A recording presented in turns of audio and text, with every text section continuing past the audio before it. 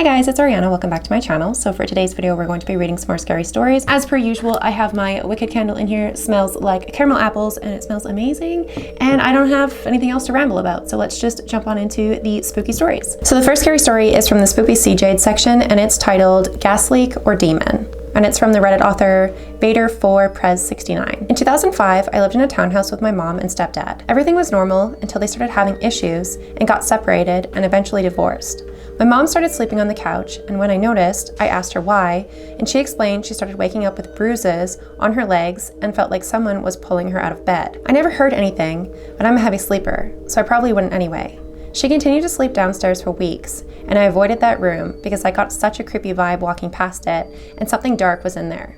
I hated going into my room or the bathroom at night because the rooms faced each other and the bathroom was in the middle. We did attend church regularly, and one day we came home on a Sunday and it smelled like gasoline was in our apartment so strongly that we had to call the fire department to check for a leak. We even had our neighbors come over and they could smell it, but they didn't smell anything in their own unit. The fire department couldn't find any source at all for the smell, so we just opened the windows and went about our day as best as we could. A few days later, my mom went to our pastor to ask for another explanation because of the weird things that were happening. He told us that the smell could have been associated with demonic entities. I was about 13, and that was so scary, but fascinating to hear. I don't remember how long after, but we did end up moving to a new place. Sometimes I drive past the building and I still get chills. So if you guys hear my furnace, it just kicked in, so I apologize. I don't know why every single time that I sit down here and do my makeup, it doesn't kick in and it's perfectly fine, and then the second I turn on my camera, it kicks on. I have no idea why. It's fucking annoying though. The next one that I want to read, I believe, is from the same Reddit author, and it's titled Black Mass Paralyzed Me. I was spending time with my cousin at her house and just having a good time. We were very close. She has 3 boys that I'm pretty close with, so we hung out quite a bit. Her oldest son's father passed away when he was young. I think I was around 5 or 6. She stayed in the house after he passed, and I started to experience what felt like being choked during the night, every night, for years. I would hear her coughing when I would stay over. As far as I can remember, she never mentioned seeing anything, just felt the sensation. One night, I was laying in the spare room and I had fallen asleep when I woke up and saw a black mass, almost like a cloud, hovering near the ceiling. I tried opening my mouth to scream my cousin's name, but I couldn't speak. I thought I was screaming, but no sound would come out. I did the only thing I could think of and I started praying. It felt like it lasted for hours, but when I saw the clock, it was only a few minutes. I'm not sure what was in the house, but whatever it was, it felt like it came from the basement. And I responded to her and I was like, that sounds like sleep paralysis because I've experienced something similar to that. I didn't really see anything, but I had like audible things happen and I was paralyzed and I couldn't move. So that's literally what it sounds like. It just sounds like she experienced sleep paralysis, which is still really fucking scary. So this is from the no sleep section from the Reddit author Blair Daniels, and it's titled, I used a wind-up phone, a phone that supposedly lets you talk to the dead. I don't believe that anyone here on earth can speak to the dead, or at least I didn't until yesterday, but the concept was interesting. The original wind-up phone was an art installation in Japan, but now there are hundreds around the world. It's comprised of an empty phone booth with an old rotary phone in it, usually placed in a garden or another peaceful place.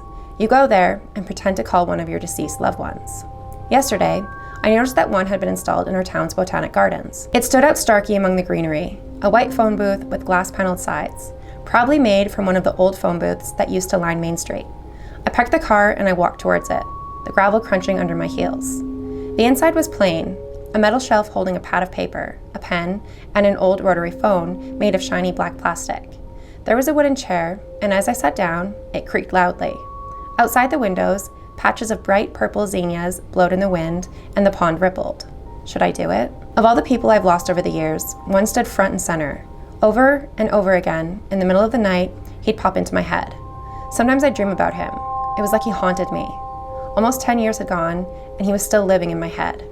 I picked up the phone. Hi, David. I don't really know what to say. This is weird. I let out a forced laugh. Okay, I guess I'll start by telling you everything that's happened since you left. That was a nice way of putting it. A mangled mess of metal and blood at the bottom of the mountain. I finally got that art degree, but in sculpture, not painting. Weird, right? But it's even more fun than painting. I just never got to do it in school. Silence, of course. And then last year, I got married to William, of all the people. We reconnected after college and settled back down here in town and, well, I trailed off. Great idea, Sarah. Go ahead and tell David you married one of his high school friends. I bet he'd fucking love that. Never mind. Anyway, the Lakewood movie theater's a gym now, and you know that rock in High Point Park that overlooks the whole town, where we'd sit for hours watching the cars and the people on Main Street? It's all overgrown with bush now. I don't think I could get up there even if I tried. Maybe with a machete or something. My laugh echoed into the receiver. I sounded more like a cry. Those were the good old days, huh? I was about to complain how things were so complicated now between dirty diapers and mortgage payments, but I stopped with a pang of sadness. He didn't even get to experience that. Being a dad, owning a house, getting married. Well, anyway, I wish you were here.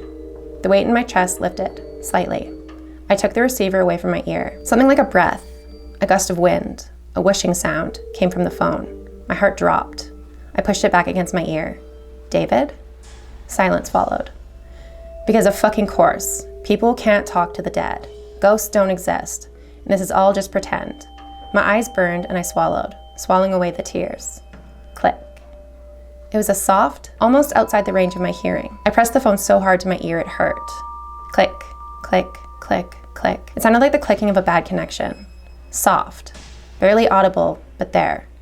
My heart pounded in my chest as I listened to it with everything that I had, not even breathing. David? Could it really be? Maybe if Ouija boards talk to the dead, maybe if people visiting their loved ones at graves get a whisper on the wind, maybe, just maybe, David could be on the other end of this fleeting moment. Sarah. The voice was low, staticky growl. Every muscle in my body froze. I opened my mouth, but no sound came out. David? I finally choked. Static cut in, fuzzing out the rest of my name, then a beat of silence. I held my breath, the receiver shaking against my ear. Click, click, click. How is this happening? Maybe it was another one of my dreams. I pinched myself, reaching over and checking the time on my phone. Looked away, then back at my phone. Same time, not a dream. David, is that really you? A few seconds of static went by, and then silence. That's it, I lost the connection. I began to sob. All the memories came rushing back in colorful pieces. Proms and late nights, and his laugh like melted chocolate, the conversations we had for hours about life, philosophy, our future. But then 5 words came over the line, crystal clear. You should have never married William. It sounded so angry, none of his sweetness, none of his laughter, just pure anger, comprised into a voice on the other end of the line. My entire body went cold. The receiver nearly slipped out of my hands. What? A fizzle of static, and then his voice again, cutting in and out. Despite the static, I understood him perfectly. I will kill you. All the blood drained out of my face. I stared out into the darkened garden. I was alone. The shadows under the foliage, they shifted with the wind in a strange and horrifying way. For a second, I thought I could see the shadows of a tall young man, peeking out from behind the leaning trunk of a maple. My nails dug into the metal shelf. Ghosts, spirits, if you believed in that stuff, weren't they sometimes consumed by hatred? Didn't it eat up their entire being until they became vengeful spirits, hell-bent on punishing those who'd hurt them? I swallowed. David, I'm really sorry, I whispered, but you're not here. I know we wanted to get married, but you left. What was I supposed to do? Be alone my entire life? He didn't have to answer. I married one of his friends. He didn't need to tell me that it was weird, that it was a betrayal. But when William and I reconnected, everything just clicked. He wanted to be with me, I wanted to marry him. There was no waffing or rejection. And then I fell in love with him. David, I started to say. I will kill you, he repeated. The connection became steadily clear. I will kill you. I know will ya, watch out. And then for just a moment, the connection was crystal clear. I know William killed me, you watch out. I dropped the receiver. The accident, he lost his brakes driving home, coming down the mountain from High Point Park. After hanging out with some friends, one final hurrah before leaving for college. One of them was William. David, I cried into the line, but it was useless. No sound came through on the other side. No clicks, no static, no voice. Just silence. And that's how the end of the story. So that one was really fucking sad and just kind of heartbreaking, but really creepy at the same time. So I really like this Reddit author. They have a lot of different stories up on their Reddit page. So highly recommend going and checking them out. I'm gonna obviously list them all down below for you guys so you guys can go check them out. And then I have one that I wanna read from Instagram that I was sent like literally 20 minutes ago that I'm really excited to read for you guys. It's more of just like a bunch of things that happened, not like a full story. It's not like a no sleep story. This is like her actual experience. So I'm super excited to read it to you guys. So this one is from one of my Instagram followers and they said, said, "Hi, I hope all is well. I have another story for you. For as long as I can remember, I've had an interest in the spiritual world, and I thought it would be cool to communicate with the dead." So back in 2014, my mom was browsing around the local Facebook buying and selling groups when she came across someone selling a Ouija board. It caught her attention because it was a glow-in-the-dark limited edition, and then she decided to buy it for me. She'd remember playing with one as a child and thought I'd enjoy it too, since we talked about it in the past. My mom then contacted the seller, who would stop by and drop off the board. It was one of those stormy, gloomy, almost spooky days. When the guy came to the house to bring us the board, as soon as I saw it, I got a bad vibe. Once the guy left, I told my mom, I don't feel safe using that. I want to do more research first. My mom was surprised at my reaction because before this point, I had been super interested in playing with it. I ended up surfing the web, watching YouTube videos, and I heard many stories, most of which were bad, which made me feel uncomfortable about trying the Ouija board. My mom ended up packing it away in a box on our porch, where it stayed for many years. This brings us to the spring of 2022. By now, I'd gotten really interested in the paranormal, had learned a lot more about Ouija boards and how dangerous they could be. So I reached out to my mom and asked, "Do you remember the Ouija board that you put on the porch years ago? I think you need to get rid of it, because I heard that just having one in the house can bring on bad luck and negative energy." It's weird because since moving to this house in 2014, we hadn't had a lot of good experiences. She replied with, "Oh, actually I got rid of it last time I reorganized the porch." So let's fast forward to summer. I am back at my mom's house. I go to school in a different part of the country, but return to her house in the summer. Once back there, I started hearing strange stuff in my room, like whispering. I thought maybe it was just the air conditioner, but it honestly sounded like voices, and I never heard anything of the sort until that summer. I also sensed that the Ouija board was still in the house. I decided to go look for it on the porch, and that's when I saw the Ouija board tucked away in a clear storage bin. I grabbed it and I brought it to my mom. As we looked in the box, we both noticed it was different. The board and the box looked brand new. When we opened it, the planchette was still in its own separate wrap. This was not how we remembered the board. When my mom got it from the guy, it had been used. The box had some wear and tear, and the planchette wasn't wrapped up in anything. At this point, we were both weirded out and just wanted the thing out of the house.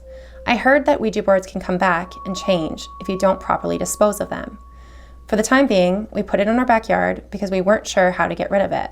We wanted it out of the house, but leaving it on our property wasn't a smart move. Bad things started happening. The first thing was when my father got into a minor car accident. This was the only time in his life he'd been in an accident in all of 45 years of driving. Next, our basement flooded. Town sewage backed into the basement. Nasty, I know. Before this, we had a dry basement, which had only gotten wet once due to someone leaving a window open during a bad storm. The third thing was when we had a handy guy come over, and the guy almost fell through our basement stairs. He wasn't hurt, but it really scared us. We ended up getting the stairs replaced, even though it was super expensive. Then another thing happened to my dad, which proved to be the scariest of all. There was a big fire in his apartment building. Multiple units were destroyed, including the one right above him. Thankfully, no one was injured. His unit did suffer some water damage, so he was forced to move out. It would take at least 6 months for renovations to his apartment, so he couldn't move back in right away. One final thing happened. While the Ouija board was still in the backyard, my mom and I noticed we didn't have any hot water. So we went to the basement and discovered the water heater wasn't working. We tried to reset it, but couldn't get it back on. A repairman came to check it out and told us that the unit had overheated.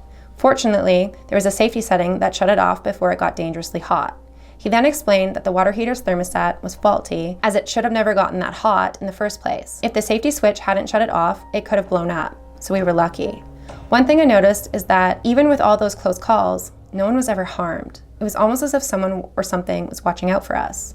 After that last thing happened with the hot water heater, my mom and I agreed that we needed to get rid of the board, and we needed to get it off the property. It seemed to be bringing us bad luck, and we worried that things might get even worse. Even my dad was having bad luck. My parents were divorced, and he never lived in the house with us. My mom decided to get rid of the board, and she planned to bring it to the town dump. She had separated the board from the planchette so we could toss them in 2 different garbage bins at the dump. My mom was driving to the dump, and she noticed something odd. At our neighbor's down the street, there was a hearse parked in the driveway, a vintage hearse from the 1970s. She texted me about it, and I said, well, that's weird, but people do buy old hearses sometimes. My mom then disposed of the Ouija board at the dump and headed home. On her way back, she drove past the neighbor's house and saw that the hearse was gone. there was only a dumpster that had been sitting in the driveway. My mom had never seen a hearse in the neighborhood's driveway before that day and hasn't seen one since. The neighbor's driveway was too short for both a hearse and a dumpster to be parked at the same time. Later that week, my mom and I were at Barnes & Noble and decided to stop and get a coffee at the Starbucks there. Guess what we saw? When we dropped off the serving tray, tucked away near the milk and sugar was a Ouija board. I know they sell them at Barnes & Noble, and I guess someone could have left it there, but it totally freaked us out. Sorry it was so long. I tried to sum it up as best as I could. Also, Instagram kind of sucks because you have to like separate messages as you send them. But that was all of her encounters, and that's so fucking terrifying. Holy shit. So I always say in all of my videos, don't touch Ouija boards. Don't even bring them into your house. Don't fuck with them. Don't mess with them. Don't play with them. They are terrible. Nothing good comes from playing with a Ouija board. So I hope you guys are safe now, and I hope it never reappears in your house. And fuck that. I would never ever play with one. Literally, if somebody brought a Ouija board around me, I would remove myself from that area because I don't want to get haunted. Thank you. No, thank you. But those are all the stories that I wanted to read tonight. I know you guys like a little bit longer videos, but I really do need to go onto Reddit and find some longer stories for you guys. So I will probably be doing that in the next couple of days. I do have a couple emails to get through as well. But if you guys have any scary stories or paranormal stories or just spooky stories in general, even Let's Not Meet stories that you guys want to share with me, you can message me on Instagram or you can send me an email to my email. But thank you so much for watching this video. If you guys did enjoy this video, please make sure to give it a big thumbs up. Don't forget to hit the subscribe button down below for more content like this, and I will see you guys at the next video. Bye!